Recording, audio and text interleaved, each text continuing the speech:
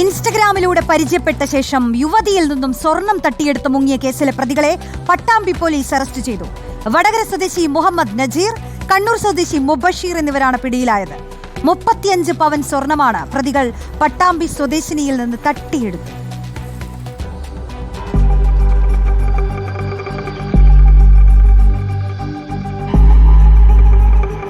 വടകര മയ്യന്നൂർ സ്വദേശി മുഹമ്മദ് നജീർ ദിവസങ്ങൾക്ക് മുമ്പാണ് ഇൻസ്റ്റഗ്രാമിലൂടെ പട്ടാമ്പി കൂട്ടുപാത സ്വദേശിനിയെ പരിചയപ്പെടുന്നത്. ജ്വല്ലറി ഉടമയാണെന്ന് പരിചയപ്പെടുത്തിയ ശേഷം പഴയ സ്വർണം നൽകിയാൽ പകരം പണവും പുതിയ സ്വർണവും നൽകുമെന്ന് നജീർ യുവതിയെ വിശ്വസിപ്പിച്ചു. ശേഷം സുഹൃത്തായ കണ്ണൂർ ഇരിട്ടി സ്വദേശി മുബഷീറുമായി പട്ടാമ്പിയിലേക്ക് എത്തി യുവതിയിൽ നിന്നും 35 പവൻ സ്വർണം കൈപ്പറ്റി.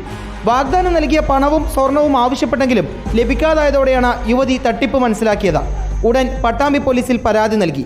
അന്വേഷണത്തിനിടെ ബാംഗ്ലൂരിലേക്ക് കടന്ന പ്രതികളെ തന്ത്രപൂർവ്വം പട്ടാമ്പി പോലീസ് പിടികൂടി. ലഹരിക്കടത്ത് ഉൾപ്പെടെ നിരവധി കേസുകളിലെ പ്രതികളാണ് പിടിയിലായ മുഹമ്മദ് നജീറും മുബഷീറെന്നും പോലീസ് കണ്ടെത്തി. കോടതിയിൽ ഹാജരാക്കിയ പ്രതികളെ റിമാൻഡ് ചെയ്തു.